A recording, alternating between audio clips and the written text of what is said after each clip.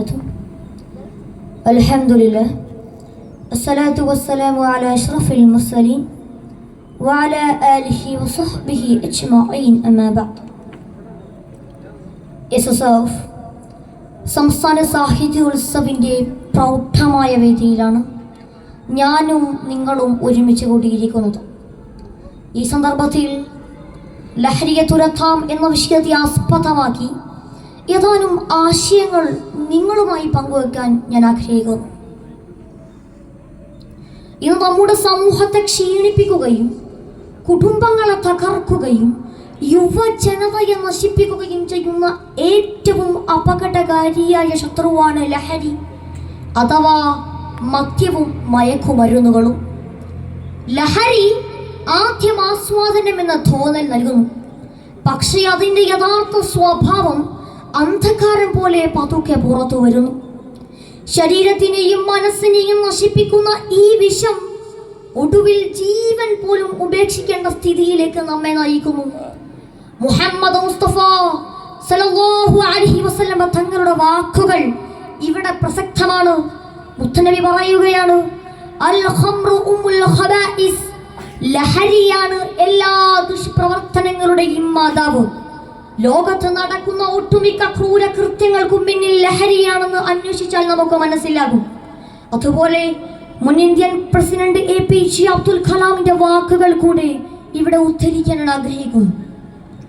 Drugs destroy the future of the youth. Say no to the drugs, say yes to the life.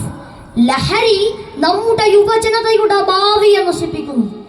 ലഹരിക്ക് no എന്നും ജീവിതത്തിന് yes എന്നും പറയുക സാംസ്കാരിക ഭദ്രതക്ക് മാതൃകയായിരുന്നു നമ്മുടെ കേരളം. ഇന്ന് ലഹരിക്കും മദ്യത്തിനുമെല്ലാം ഇരകളായി മാറിക്കഴിഞ്ഞു. നാം ഇന്ന് ഉണരുന്നത് ലഹരിക്കടിമപ്പെട്ട് ചെയ്തു കൂട്ടുന്ന ക്രൂരതകളും കൊലപാതകങ്ങളും കണ്ടുകൊണ്ടാണ്. ഓരോ ദിവസത്തെയും വാർത്തകൾ അതിനുള്ള തെളിവാണ്. കോട്ടയത്തെ നഴ്സിംഗ് കോളേജും കോഴിക്കോട്ടെ ഫെയർവെൽ പാർട്ടിയും തിരുവനന്തപുരത്തെ അഫ്വാനുമെല്ലാം നമ്മെ പഠിപ്പിക്കുന്ന പാഠം എന്താണ്? തുരത്തണം ലഹരി. ഒരു വശത്ത് ലഹരി യഥേഷ്ടം ലഭ്യമാക്കുകയും മറുവശത്ത് ലഹരി വിരുദ്ധ നിലപാടുകൾ സ്വീകരിക്കുകയും ചെയ്യുന്നതിലെ വൈരുദ്ധ്യം നാം മനസ്സിലാക്കേണ്ടതുണ്ട്. ലഹരി നിർമ്മാർജ്ജനത്തിന് സുംബ ഡാൻസ് ഒരു പരിഹാരമായി കേരളത്തിലെ സ്കൂൾ പാഠ്യപദ്ധതിയിൽ ഉൾപ്പെടുത്താനുള്ള സർക്കാർ തീരുമാനം തീർത്തും പുനഃപരിശോധനയ്ക്ക് വിധേയമാക്കേണ്ടതാണ്. വാഷിംഗ്ടൺ സർവകലാശാല ഉൾപ്പെടെയുള്ള പല യൂണിവേഴ്സിറ്റികളുടെയും പഠനങ്ങളിൽ പറയുന്നത് ഡാൻസുമായി ബന്ധപ്പെട്ട് പ്രവർത്തിക്കുന്നവരിൽ 20% മയക്കുമരുന്നിന് അടിമകളാണ് എന്നതാണ്. ലഹരി ഉപയോഗത്തിലേക്ക് പുതിയ ജനറേഷനെ നയിക്കുന്ന സാഹചര്യങ്ങൾ ഒഴിവാക്കുകയും കൃത്യമായ ജീവിത ലക്ഷ്യങ്ങൾ എന്താണെന്ന് പറഞ്ഞു കൊടുക്കുകയുമാണ് നാം ചെയ്യേണ്ടത്. ലഹരിയുടെ വ്യാപനം തടയാൻ നമ്മുടെ ഭരണകൂടം കർശനമായ നിയമങ്ങൾ നടപ്പിലാക്കണം. അതോടൊപ്പം കൃത്യമായ പരിശോധനയും വേണം.